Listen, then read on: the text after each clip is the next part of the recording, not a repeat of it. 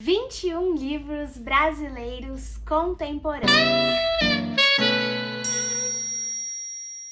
Olá, eu sou a Tami, do Literatami, e todo ano eu faço um vídeo indicando aquelas leituras mais marcantes, do ano. Então eu já fiz este vídeo sobre as minhas leituras estrangeiras mais marcantes de 2022, e a pedidos eu separei, então, os livros brasileiros contemporâneos que, afinal de contas, são o destaque deste canal, Então eu achei até bom, porque assim eu tenho um pouquinho mais de espaço para dedicar à literatura brasileira contemporânea. Mas aqui eu vou falar bem brevemente destes livros que, por razões técnicas, mas também muito subjetivas, acabaram marcando o meu ano de leituras, considerando que eu leio pra caramba, o meu trabalho é esse, e eu leio muito a literatura brasileira contemporânea. Então a gente sabe que toda seleção pressupõe exclusão, é sempre muito difícil, mas eu separei aqui com muito carinho os livros que de alguma forma me impactaram bastante em 2022 e que foram escritos por autores e autoras brasileiros e brasileiras contemporâneos nossos, tá bom? Então vamos lá em ordem de leitura. Começando por Estudo sobre o Fim, Bang Bang a Paulista, da Paula Fábio.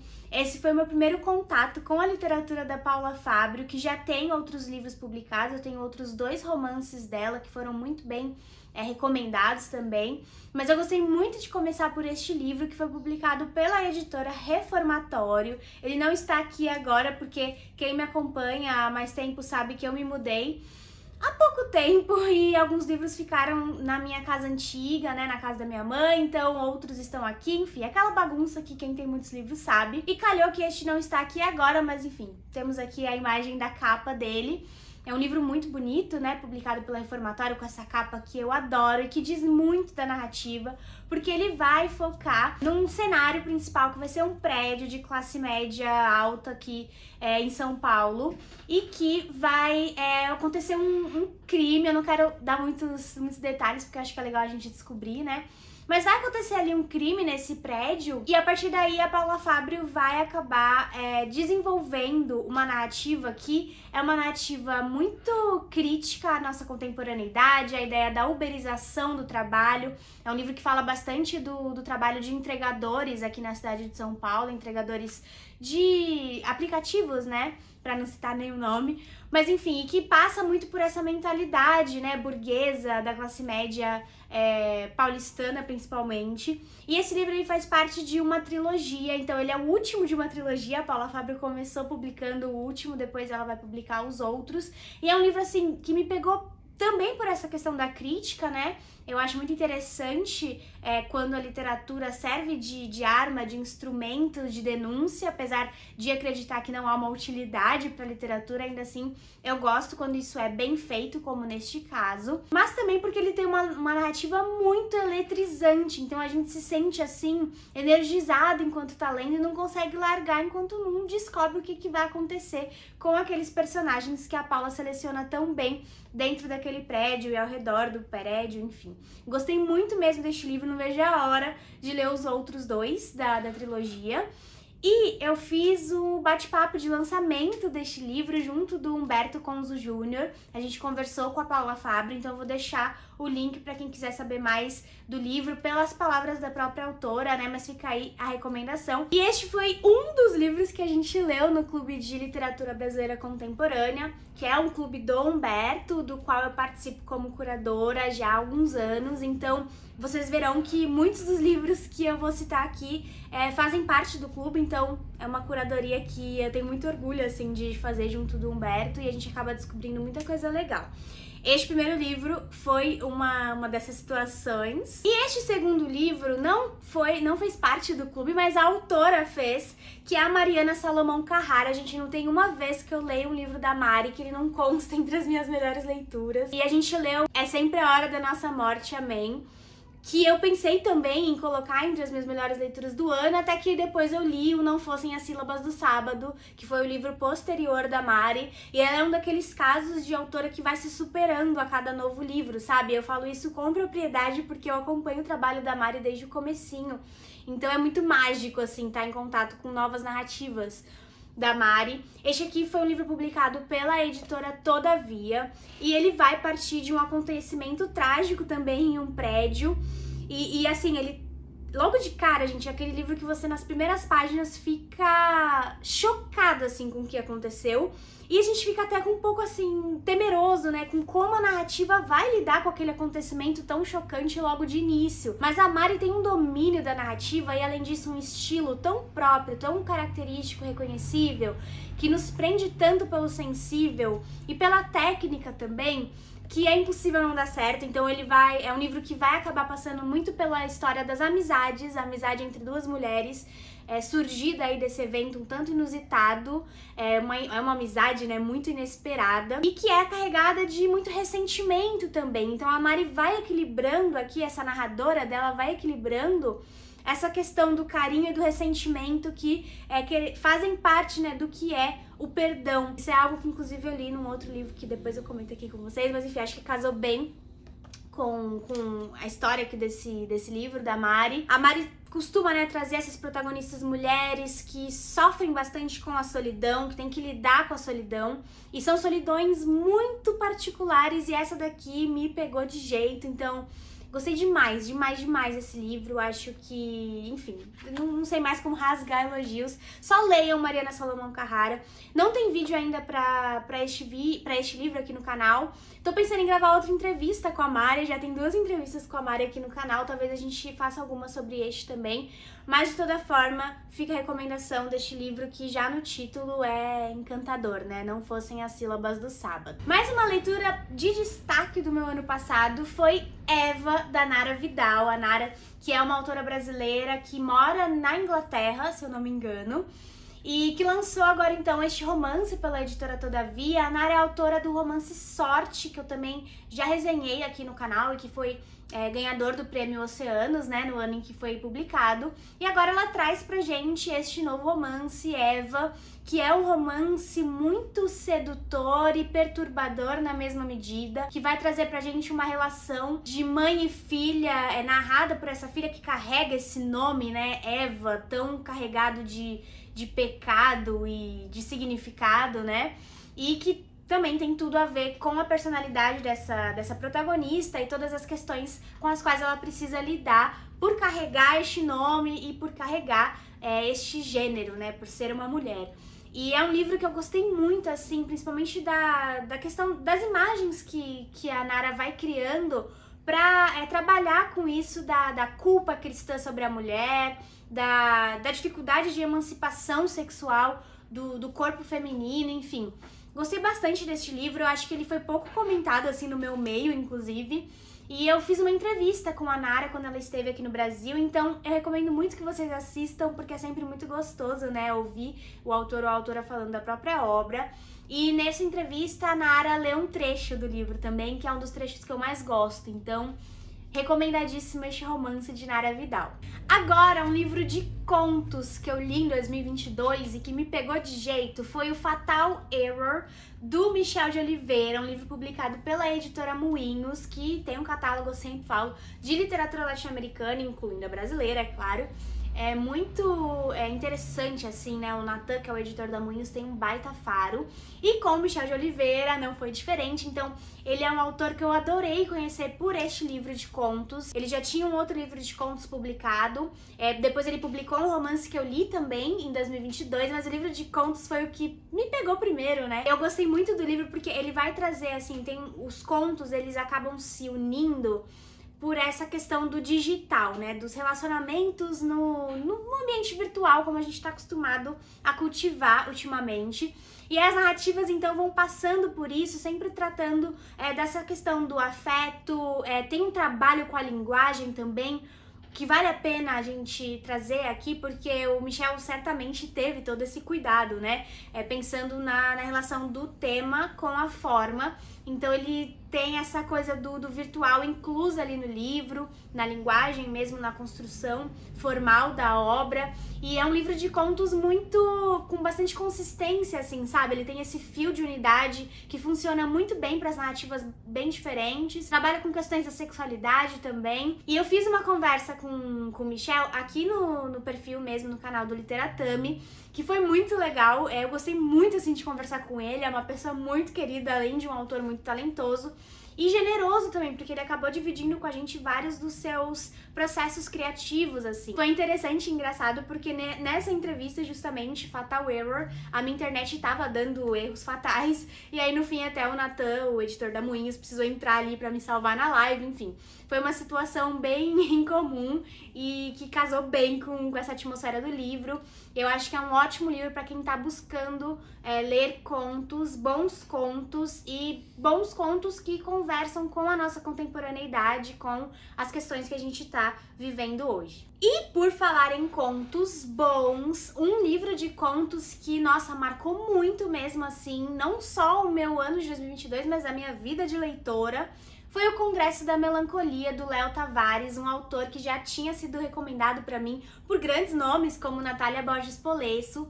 Desde que a Natália me indicou, eu tô querendo ler o Léo, já tinha outros livros dele aqui, mas calhou de ser o Congresso da Melancolia, o primeiro deles que eu li, e eu achei que foi ótimo. Eu acho que o Léo, por este livro, né, mostra que exímio contista ele é, e ele vai trazer aqui pra gente contos em que todos os personagens vão participar desse tal de Congresso da Melancolia, que é um congresso em que foram chamados estudiosos da melancolia e das artes, né? Então esse é um livro de contos que vai se aprofundar nas duas coisas, né? Na verdade, nas três coisas, né? Primeiro, a literatura, porque o estilo, a forma também do Léo contar essas histórias é sensacional.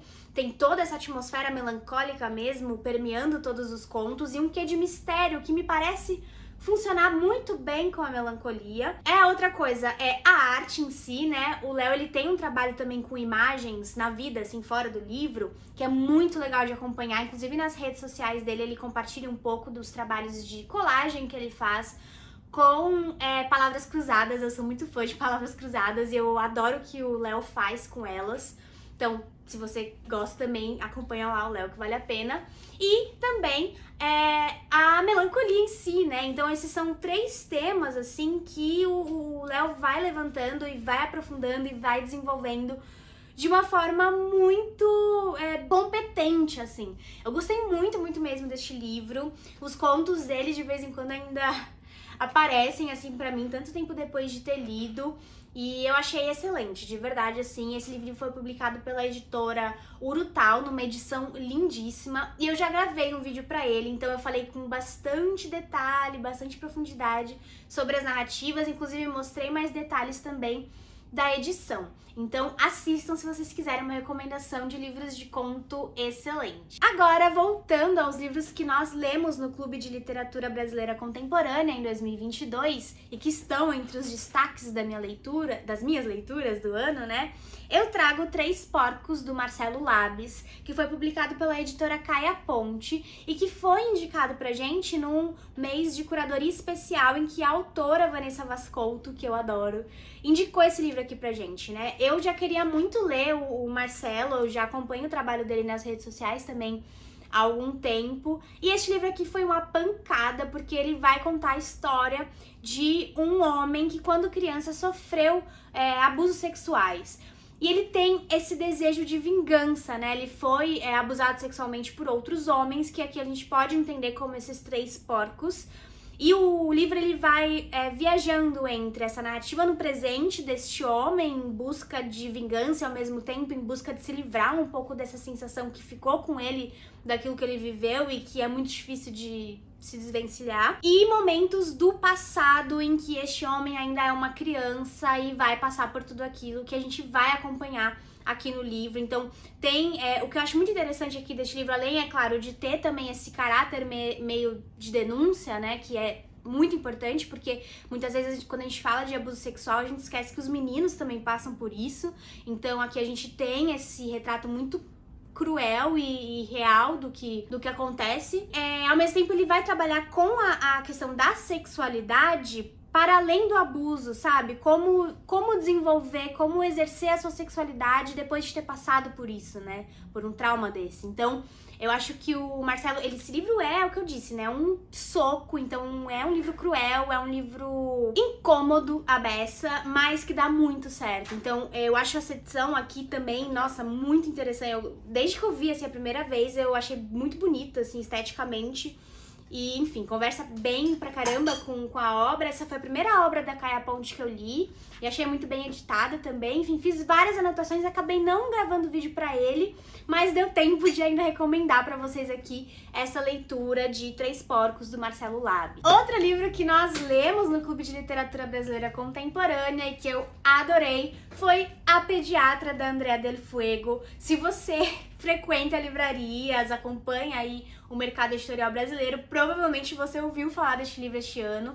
Ele foi publicado pela editora Companhia das Letras.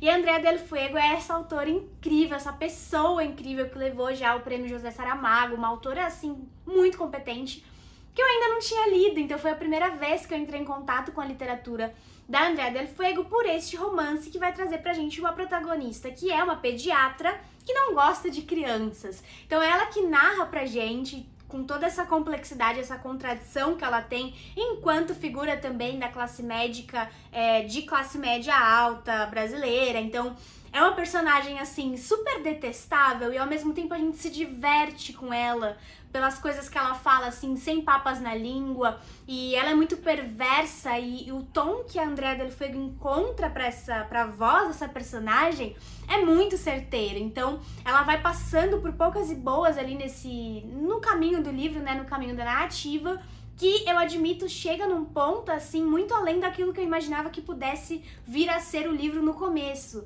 Então eu acho que a Andrea soube muito bem fazer esse livro crescer, né? E eu amei, gostei muito dessa leitura mesmo. Também ainda não fiz vídeo pra ele, mas acho que tem bastante coisa por aí sobre a pediatra. Se você quiser saber mais, recomendo que vá atrás do livro, porque apesar de tudo é uma leitura muito gostosa.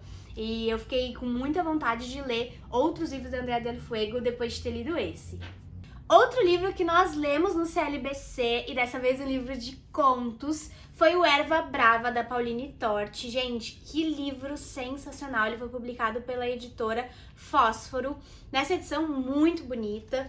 E pra mim é difícil, assim, falar deste livro, porque ele foi crescendo muito depois que eu terminei a leitura. Inclusive, eu ainda nem fiz vídeo pra ele nem nada, porque eu ainda tô lidando com essas questões que ele traz, principalmente as questões relativas ao antropoceno. Não é tão direto assim, mas eu já comentei aqui que eu tenho lido muita coisa sobre o antropoceno e tal, então a minha mirada já tá um pouco viciada pra esses temas, né, pra buscar essa questão nos livros. E isso tá muito bem representado aqui, principalmente em termos de relação de trabalho do ser humano no antropoceno, porque a Pauline, ela vai localizar alguns dos contos dela em lugares, assim, em que há um trabalho rural muito presente, né? Então, inclusive, por exemplo, tem um conto aqui que, cara, acho que é um dos melhores contos, acho não, certamente é um dos melhores contos que eu li nos últimos tempos. Agora não vou encontrar o nome dele aqui, mas enfim, eu marquei vários, eu achei que estaria marcado só ele, mas marquei vários.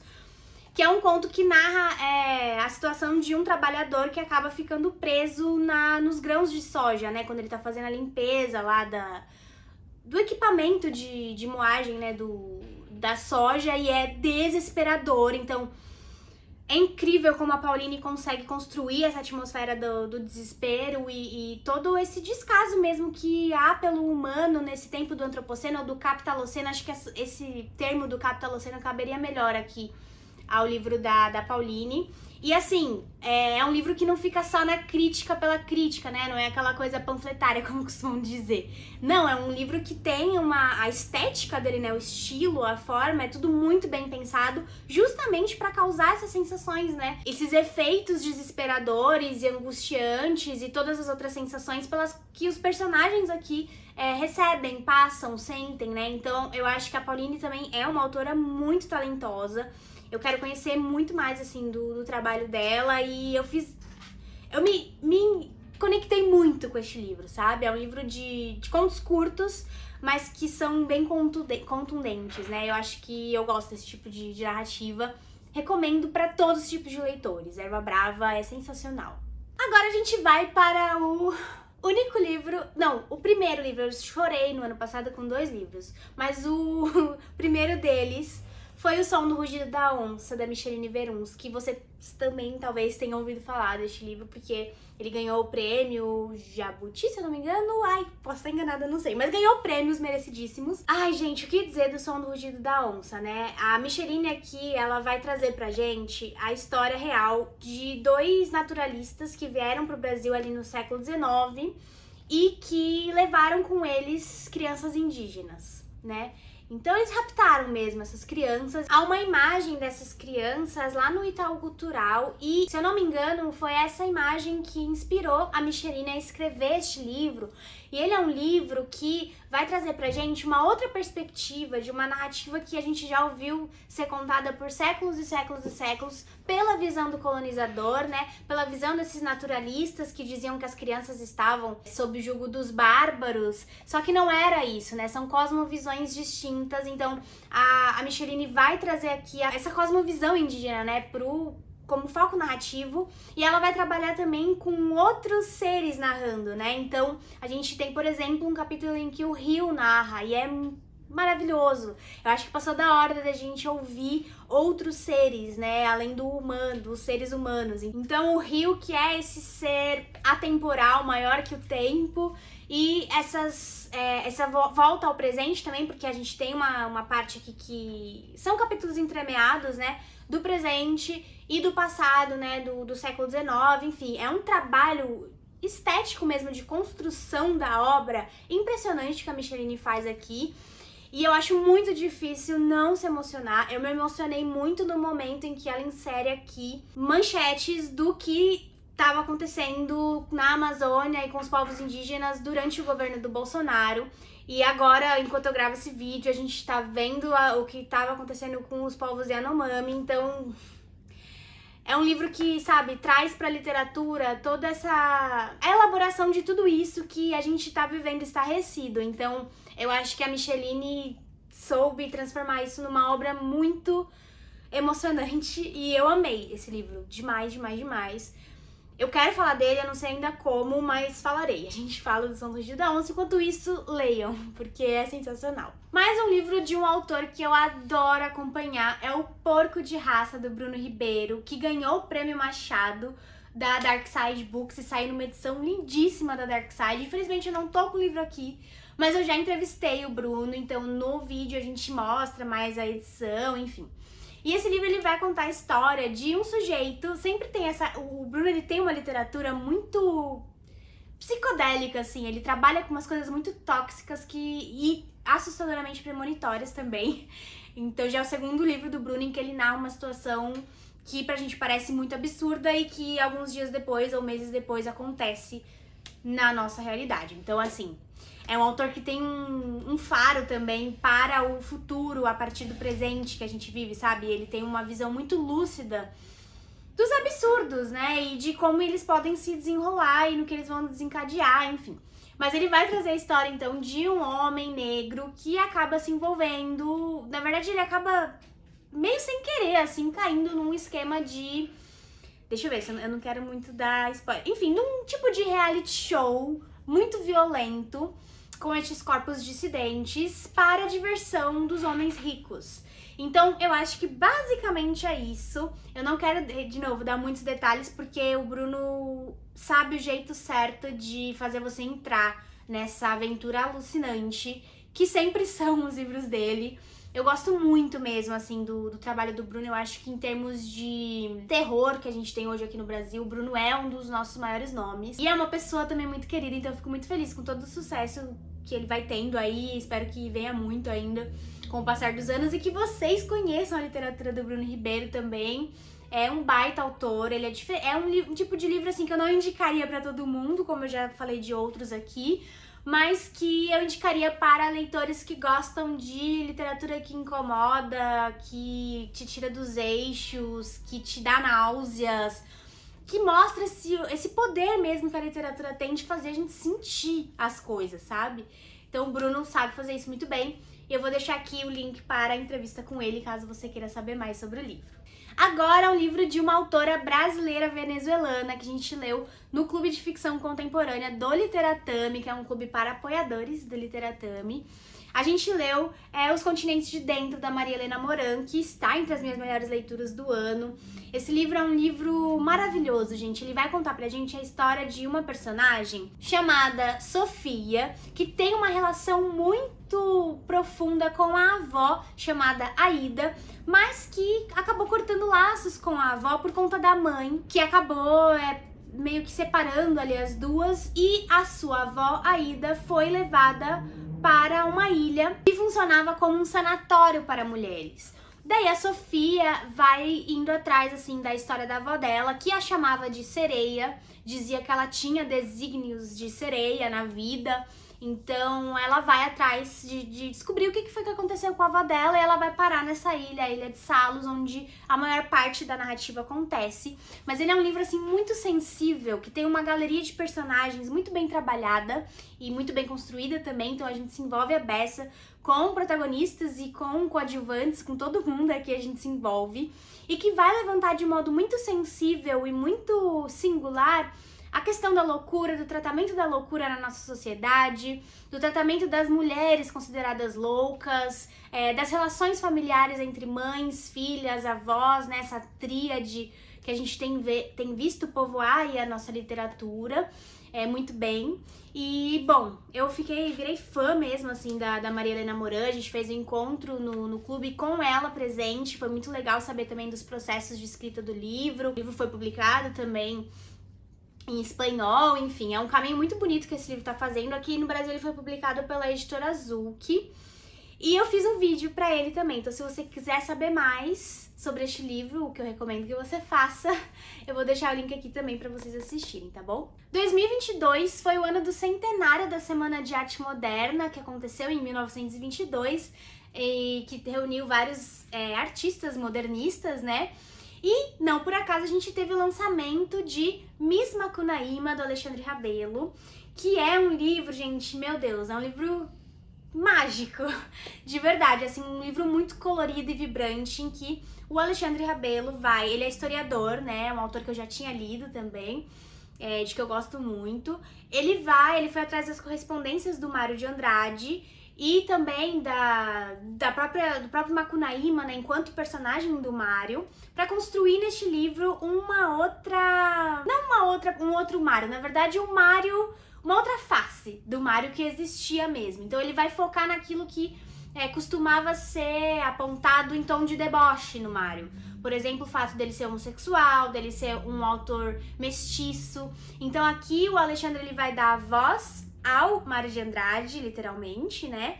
Então o Mário escreve cartas para alguns amigos dele da época, inclusive o próprio Oswald de Andrade, que foi um sujeito que publicou uma crônica muito satirizando, né, a figura do Mário de Andrade, chamando ele de Miss Macunaíma. Então o Alexandre Rebelo vai se apropriar desse epíteto pra fazer valer tudo aquilo mesmo que faz parte da identidade do Mário de Andrade e que a gente precisa mesmo reivindicar, né?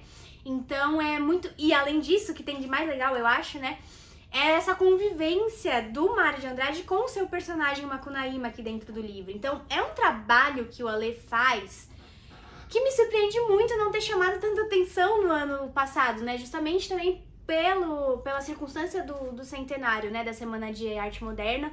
Mas assim, é um trabalho grandioso que ele faz aqui. Essa mistura de vozes, essa recuperação histórica e essa mirada ficcional, né, claro, essa abordagem ficcional da história. Ele faz isso muito bem aqui. Então tem ilustrações no livro, é um livro muito bonito, foi publicado pela editora Record. E sim, se você gosta de Mário de Andrade, se você gosta de Macunaíma, se você gosta de Semana de Arte Moderna, ou se você só quer ler um bom livro, eu recomendo muito o Miss Macunaíma. É, de novo, um livro mágico que mexe mesmo com a nossa cabeça.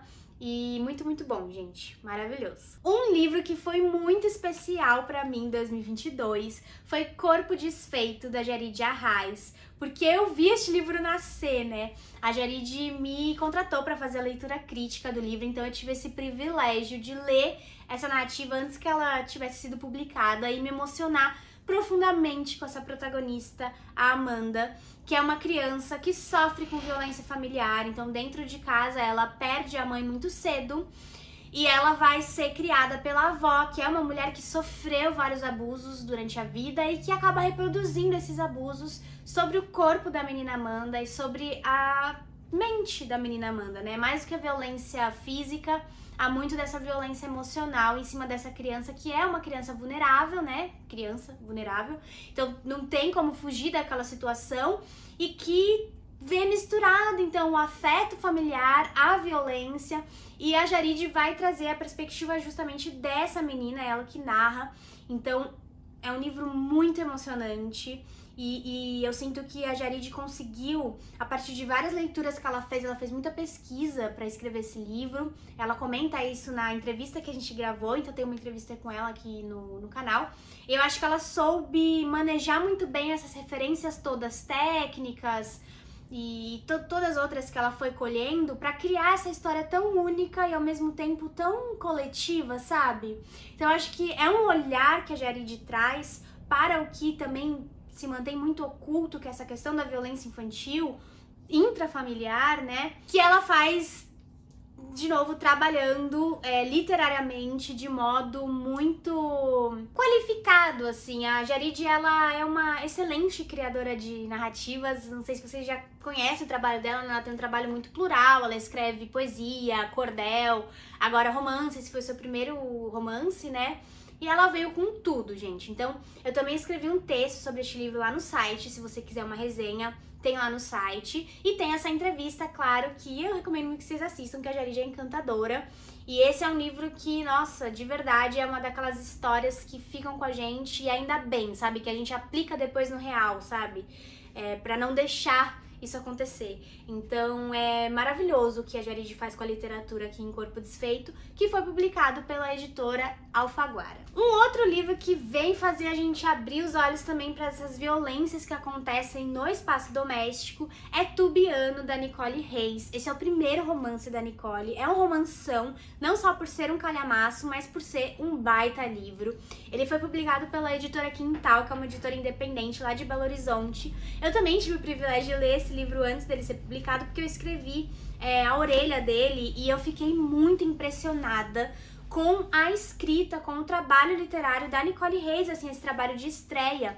A Nicole, ela é formada em antropologia, né, ela é antropóloga, e a gente vê muito dessa pegada aqui no livro, mas o que me impressionou mais, né, além da própria história, claro, é o modo com que ela é contada. Aqui a gente vai ter acesso primeiro à história de um menino que mora com a mãe na casa dos fundos de uma família para a qual a mãe dele trabalha. Então a mãe dele é empregada doméstica, é empregada dessa família há muitos anos, e ele nasce praticamente naquela casa e ele é tratado pela família como se fosse da família.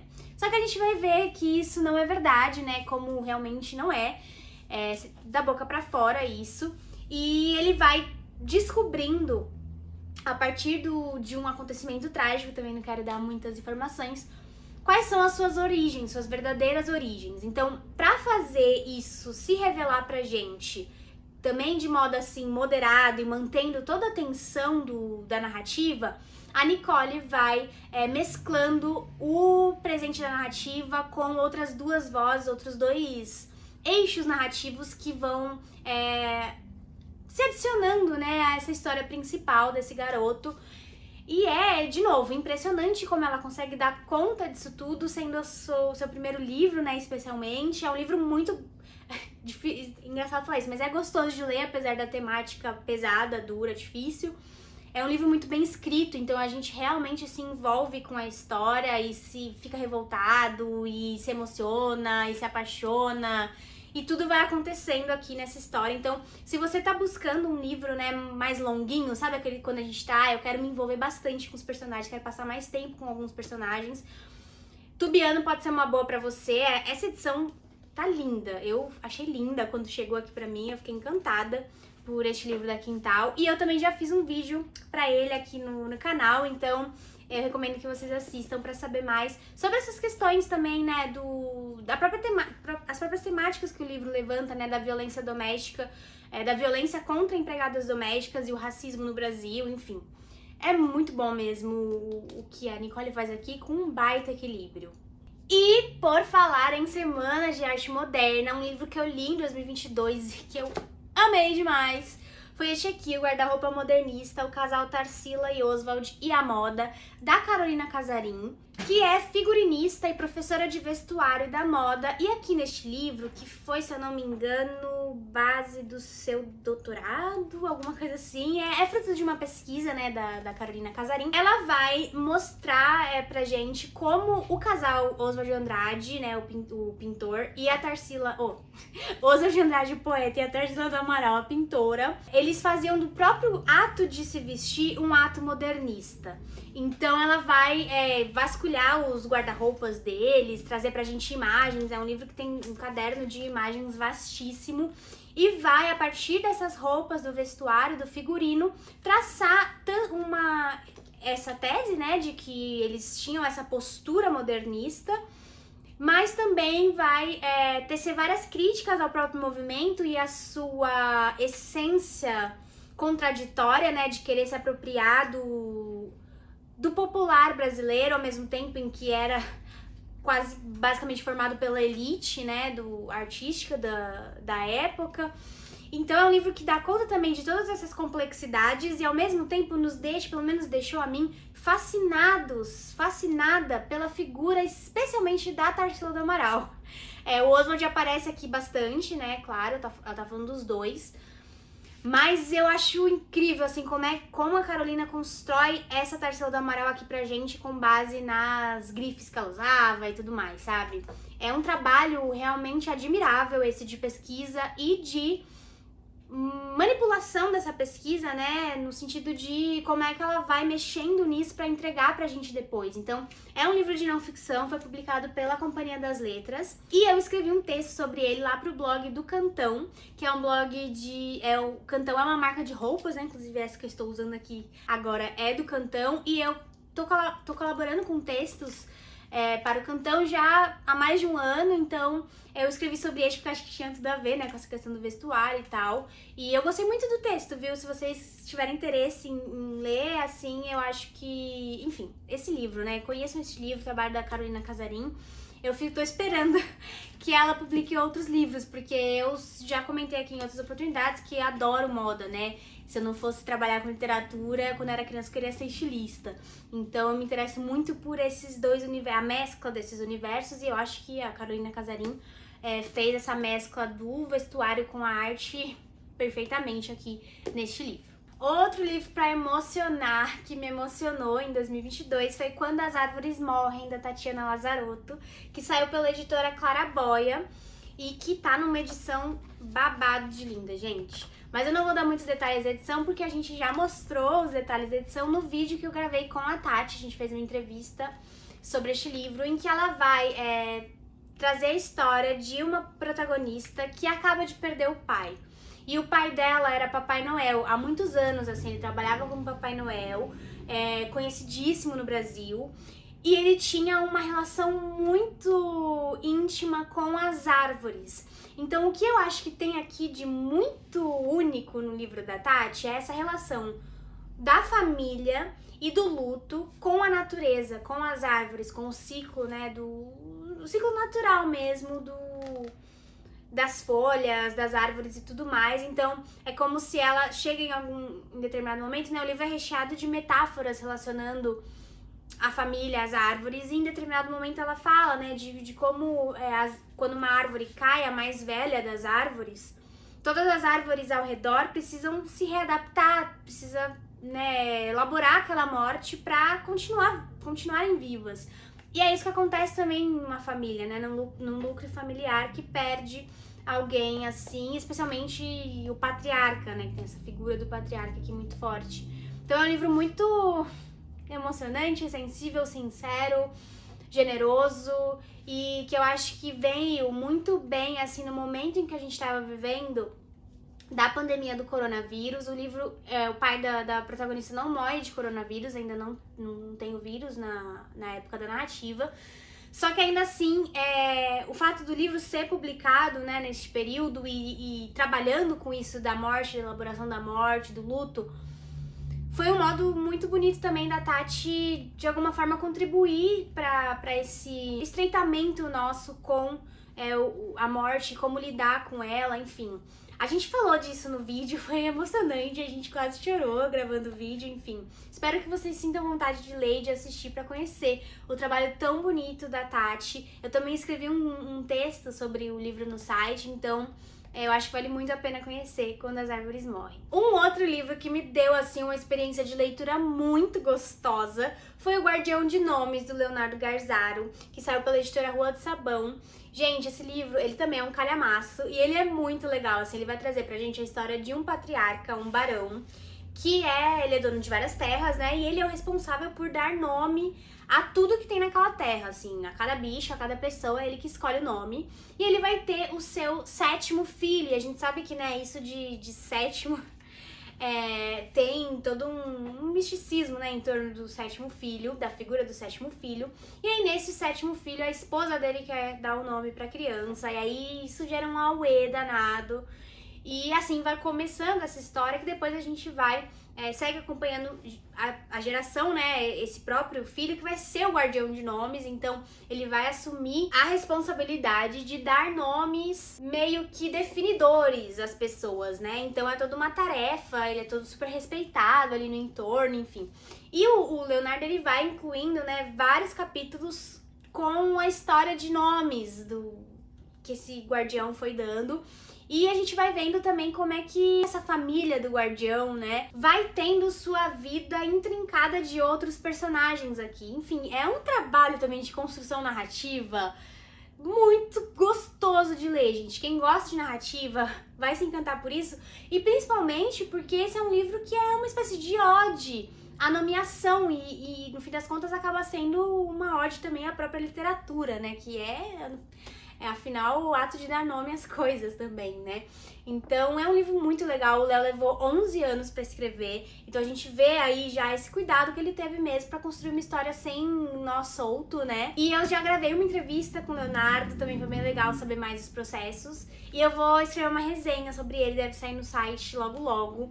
Então fica aí a recomendação também pra quem quer um livraço assim pra se envolver e pra dar risada, porque tem um humor aqui no livro muito característico, assim, da narrativa, enfim.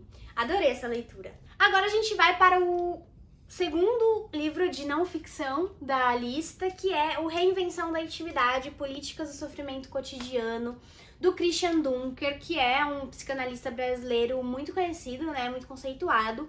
Esse livro ele saiu pela editora Ubu, nessa coleção Exit, que eu adoro. Eu acho, nosso catálogo da Ubu é sensacional e, enfim, eu não vou me estender muito aqui, que eu acho que o vídeo já deve estar gigante. Nesse livro, o Christian Dunker, ele vai trabalhar, é claro, com o conceito da intimidade com bases psicanalísticas, né, porque afinal de contas ele é psicanalista, só que a partir delas ele vai acabar compondo um panorama da situação política brasileira atual e de como isso tem afetado as nossas relações de intimidade, como as relações com a nossa família, com os nossos cônjuges e conosco, né, o eu consigo. Eu fiquei muito impressionada, eu não tinha lido nada do Christian Dunker ainda. Eu acho que ele tem não é exatamente didática a escrita dele, mas ao mesmo tempo não é tão difícil não de entrar, né? Eu falo isso como alguém que é totalmente leigo em psicanálise. Eu acho que ele explica muito bem as coisas. Ele não fica só na psicanálise também, né? A psicanálise